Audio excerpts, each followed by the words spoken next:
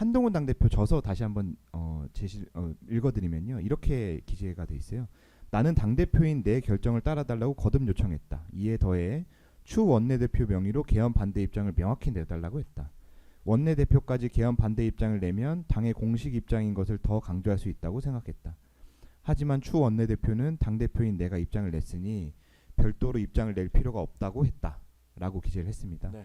당시 피고인과 한동훈 당대표의 이와 같은 대화가 있었던 것이 사실입니까? 저는 옆에서 그 얘기를 들었었습니다. 그러니까 뭐 하시죠. 뭐 했더니 아니 뭐 좀 당 대표 하셨는데 뭐 저까지 뭐 이런 얘기들을 하시더라고요. 그럼 피고인이 어떤 대답을 하던가요? 당 대표가 하셨는데 저까지 하실 필요가 있냐. 뭐 이렇게 그렇게 다 얘기하셨던 걸로 기억합니다. 예, 그 확인차 이제 질문을 드리면 61번 질문인데요. 증거순번 412번 2024년 12월 4일자 JTBC 기사입니다. 여기 밑줄 이제 보시면 언론에서는 당시 상황에 대해 복수의 국민의힘 관계자들의 말을 원용하면서 당사의 남냐 본관을 가냐를 두고 한 대표와 추 원내대표가 설전을 벌였다며 싸움에는 주변 측근들도 가세했다. 구체적으로 추 원내대표는 당사에서 국민의힘이 일치된 모습을 보여야 한다며 국회가 다 봉쇄됐는데 어떻게 의원들이 담을 넘어 들어오게 하냐. 안전 문제가 있다고 밝힌 것으로 파악이 됐습니다. 이에 한 대표는 말도 안 된다. 본회의장에 가야 한다고 답한 것으로 전해졌습니다. 이런 식으로 보도를 했습니다. 피고인과 한동훈 당대표 사이에 이와 같은 대화가 있었던 것이 사실입니까? 저는 뭐 정확한 내용은 그런 톤으로 이야기가 있었는데 그 워딩이 어떻게 이루어졌는지는 잘 모릅니다. 예. 62번 질문 생략하겠습니다. 증인이 이제 한동훈 당대표 피고인과 함께 이제 당사에 있을 당시 포고령이 발령이 됩니다. 포고령 발령에 대해서 질문 드릴게요. 네. 예. 63번 질문입니다. 계엄사령관 박안수는 2024년 12월 3일 23시 23분경 포고령 제1호를 공포하였는데 증인은 포고령 제1호 공포 사실을 언제 어떤 방법으로 확인했습니까? 그 포고령에 대해서는 저희가 국회에 들어간 다음에 국회 그 본회의장 앞에 있는 휴게실에서 의원 한 분이 포고령이 공포됐다라고 얘기를 하면서 보여줬던 그런 이렇게 막 얘기했던 그런 기억이 납니다. 그 이전에는 포고령이 그 공포된 사실을 몰랐습니다. 몰랐어요. 예.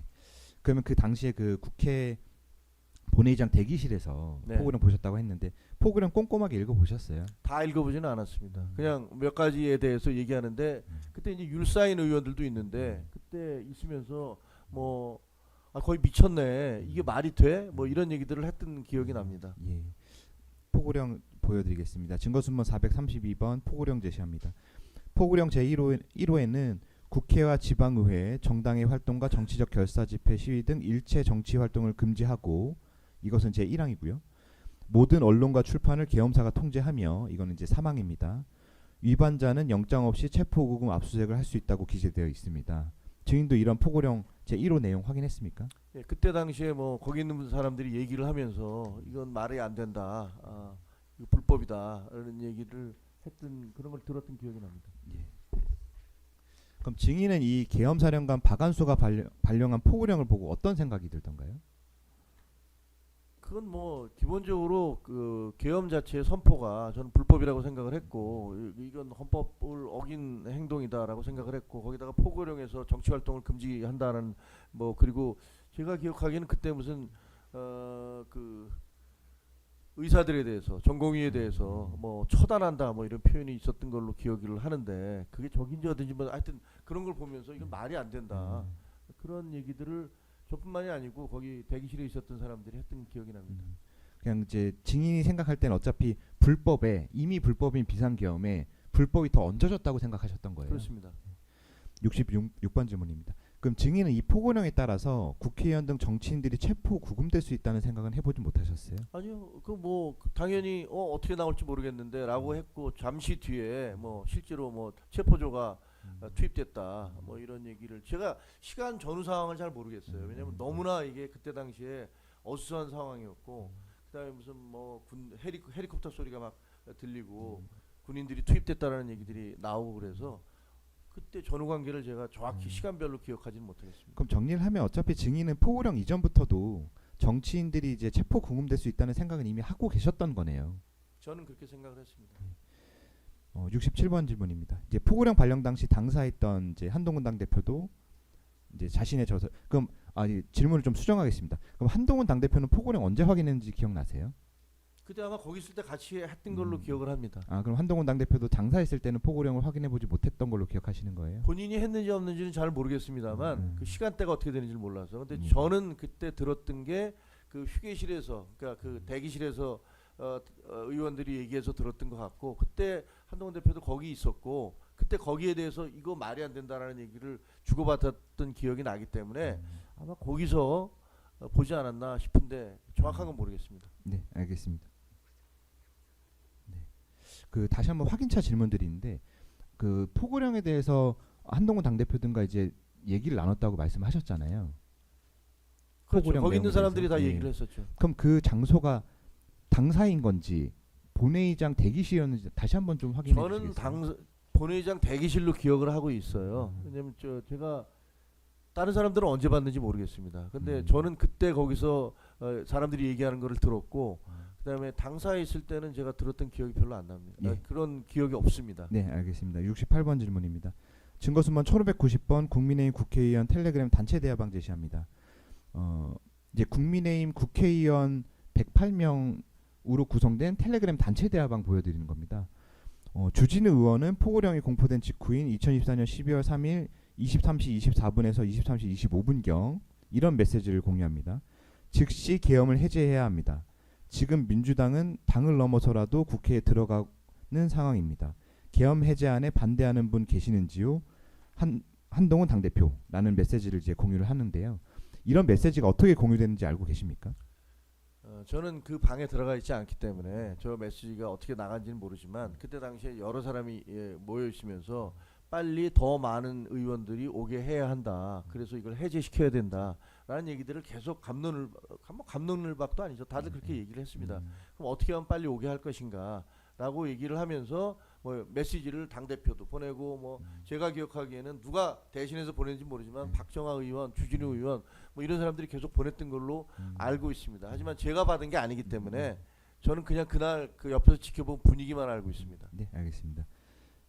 지금 메시지 보시면 계엄 해제안에 반대하는 분 계시는지요? 이런 메시지를 주진우 의원이 보내시거든요. 한동훈 당대표가 계엄 해제에 반대하는 의원들을 확인한 이유는 무엇이었나요? 모르겠습니다. 그건 그냥 반대하지 않는 사람, 반대하는 사람은 없지 않느냐. 그럼 빨리 와달라라는 그런 촉구성이었지. 저게 무슨 뭐 확인하는 그런 건 아니었다고 생각을 합니다. 네. 그러면 국민의힘에서 계엄 해제에 반대하는 의원들이 있었습니까? 제가 기억하기는 없었습니다. 아니 그날 만나지를 못했기 때문에 어떤 생각을 하는지 제가 어떻게 알겠습니까? 그래서 그러나 증인들이 현장에 만났던 있었던 그 현장에 있던 사람들이야 다 18명이었던 걸로 아는데 다 저 해제해야 된다고 생각하니 거기까지 온 거죠. 당사에서도 이제 국민의힘 의원님들이 계셨잖아요. 제가 어떤 분이 거기 있다가 그 본회의장에 왔는지 안 왔는지 그걸 잘 모릅니다. 그래서 그분들이 뭐 어떤 생각을 하는지 저는 알 수가 없습니다. 네, 알겠습니다. 그 중간에 여기 메시지를 보시면 지금 민주당은 담을 넘어서라도 국회에 들어가고 있는 상황입니다. 이런 메시지가 기재돼 있거든요. 그러면 이 주진우 의원님과 한동훈 당대표는 어떤 경위로 민주당이 담을 넘어서라도 국회 안으로 들어가고 있다는 사실을 알게 된 건지 알고 계십니까? 잘 모르겠습니다. 그건 아마 그때 당시에 그 국회 안에 있는 분들, 우리 보좌진들이라든가 국회 직원들과 그 다음에 우리 당 사무처들이 서로 연락을 하지 않았을까? 그리고 그때 서범수 총장님도 거기 계셨으니까 네. 서범수 총장님은 아무래도 총장실에 있는 사람들이 보고를 하지 않았을까? 뭐 그런 생각은 합니다만 이건 단순한 저의 추정입니다. 내용은 모릅니다. 네, 알겠습니다. 그럼 당사에 있을 당시에 이제 한동훈 당대표는 국민의힘 의원들도 민주당 의원들처럼 경찰이 국회를 봉쇄하고 있으면 담을 넘어서라도 국회에 진입하여 계엄 해제를 해야 한다. 이런 입장이셨던 거예요. 그렇게 알고 있습니다. 그럼 이제 당사에서 국회로 이동하는 상황 질문드리겠습니다. 네. 73번 질문입니다. 한동훈 당대표와 피고인, 증인을 비롯하여 당시 당사했던 의원 또는 최고위원들은 12월 3일 23시 35분경에서 36분경 당사에서 나와 국회로 출발한 것으로 확인되는데 맞습니까? 정확한 시간은 모르지만 아마 비슷할 겁니다. 이제 피고인은 이제 중진 의원들 의견을 듣기 위해 당사에 있자고 주장하는 입장이었는데 어떤 경위에서 피고인이 국회로 이동하게 되는지 알고 계십니까? 전부 안 된다. 국회 가야 된다라고 얘기하니까 그때 추경호 원내대표님도 그럼 나도 가겠다. 이렇게 얘기를 했던 걸로 기억합니다. 네. 다음 질문 75번 질문 드립니다. 그 어떤 과정을 거쳐서 당사로 이동했는지 한번 그날 상황을 한번 좀 말씀해 주시겠어요? 당사로 가는데 갈 수 있는 방법이 이제 저희는 걸어서 가자고 했습니다.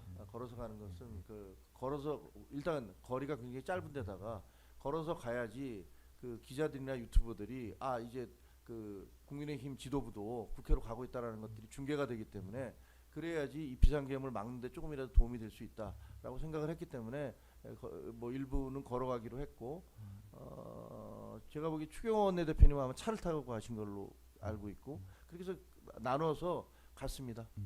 예, 그 당사에서 국회로 이동하는 과정에서 네. 질문을 드리면 그러면 한동훈 당대표 일행과 피고인 일행이 따로 국회로 이동한 이유는 뭐예요? 잘 모르겠습니다. 그 이제 서범수 이제 의원님께서 이제 저번 기일에 증인으로 출석해서 이제 말씀하신 내용인데 이제 당사에서 국회로 이동하기 전에 국회 봉쇄가 풀렸다는 네. 얘기를 이제 듣고 국회로 출발했다 네. 이렇게 증언하셨는데 맞습니까? 그렇습니다. 제가 알기에는 서범수 그때 당시에 총장님이 국회 봉쇄가 풀렸답니다라고 얘기를 했던 걸로 기억합니다. 그럼 국회 봉쇄가 풀렸다는 말이 나온 거는 어느 맥락에서 나온 얘기입니까? 국회가 지금 봉쇄가 돼서 당사로 왔잖아요. 그럼 우리는 어떻게 국회로 들어갈 것이냐, 담을 넘어갈 것이냐, 뭐 어떻게 될 것이냐 이런 얘기를 하고 있던 중이었는데, 근데 거기서 이제 국회가 지금 문이 열렸답니다라는 얘기가 나왔기 때문에 그럼 빨리 가자. 그래서 나온 거죠. 그럼 일단은 무조건 국회로 간다는 건 결정이 된 상태고 일단 한동훈 당대표는요 결정을 네. 한 상태고 그렇게 어떻게 가냐를 얘기가 나오고 있을 때 국회 봉쇄가 풀렸다는 얘기를 그런 그렇습니다. 소식이 들렸다는 말씀이시에요? 그렇습니다. 그럼 일단 국회 봉쇄가 풀렸다는 얘기는 듣고 이제 출발을 하셨다는 말씀이시죠? 네, 그렇습니다. 예, 76번 질문 드리면요. 혹시 그 당사에서 국회로 이동하는 과정에서 한동훈 당대표 등 정치인들이 체포될 수 있다 이런 얘기는 들어보신 적은 없다는 듣지 말씀이시죠? 않았습니다. 예, 77번 질문 이제 확인차 질문을 드리면요. 증거순번 1585번 국민의힘 원내행정국 문자 메시지인데요. 이제 국민의힘 원내행정국에서는 12월 3일 23시 33분경 피고인 명의로 비상의원총회 장소를 국회 예결위 회의장으로 이제 변경하는 공지 메시지를 보내거든요. 이런 메시지 혹시 알고 계십니까? 저는 나중에 알게 됐습니다. 나중에요? 나중에 언제 말씀하시는 건가요? 그런 메시지를 보냈다라는 그런 얘기들을 들었는데 사실 저는 뭐 의원이 아니기 때문에 그 메시지를 제가 받지 않아서 어떤 식으로 어떤 과정이 있었는지 저는 잘 모릅니다. 네, 알겠습니다. 네, 75번 질문 생략하겠습니다. 79번 질문입니다. 증인은 한동훈 당대표 등과 함께 국회 도서관 쪽 출입문인 도정문 쪽을 통과해서 국회 경내로 들어간 것으로 확인되는데 맞습니까? 맞습니다. 국회 정문이 아닌 도정문을 통해서 국회로 출입한 이유는 무엇입니까? 저희가 행진에서 가고 있는데 국회 정문이 다시 봉쇄됐다 이런 얘기를 들었습니다. 근데 거의 얼마 안 남겨두고 있었을 텐데 그런데 그게 누가 얘기했는지 아마 서범수 총장님이 했을 수도 있는데 그러면 여기 바로 뒤에 있는 이 국회 도서관으로 들어갑시다. 도서관 철문 쪽으로 한번 들어가 봅시다. 이렇게 얘기를 해서 한동훈 당시대표가 앞장서서 그로 갔던 걸로 기억합니다. 원래는 정문을 통해서 들어가실 생각이셨어요? 예, 그렇죠. 여러 사람이 가고 있었기 때문에 그 국회 도서관 옆에 철문은 하나씩 회전문이거든요. 하나씩 들어가야 되기 때문에 굉장히 번거롭고 국회가 만약에 정문이 열려 있으면 글로 들어가는 게 훨씬 더 빠르고 신속하게 갈 수가 있죠. 아까 이제 증인이 피고인 일행은 차를 타고 이동한 것으로 알고 있다 이렇게 말씀을 하셨는데 사실 피고인 일행은 한동훈 원내대표 일행 뒤를 따라서 같이 도정문을 통해서 들어갔거든요. 이런 사실 모르고 계셨어요? 저는 몰랐습니다. 82번 질문입니다. 이제 증인과 한동훈 당대표 일행이 국회에 출입할 당시 경찰이 출입을 통제하는 상황이라 한동훈 당대표가 소리를 지르며 항의하였고 그에 따라 경찰이 주춤주춤 뒤로 물러나 증인과 한동훈 당대표 일행이 회전문을 통해 국회로 출입할 수 있었던 것 아닌가요? 맞습니다. 그러면 당시에 이제 경찰이 출입을 통제하고 있다는 의미는 어떤 의미였나요? 도정문에서 경찰이 출입을 통제하고 있다는 상황이 국회를 무슨 봉쇄한 의미인가요? 거잖아요. 예.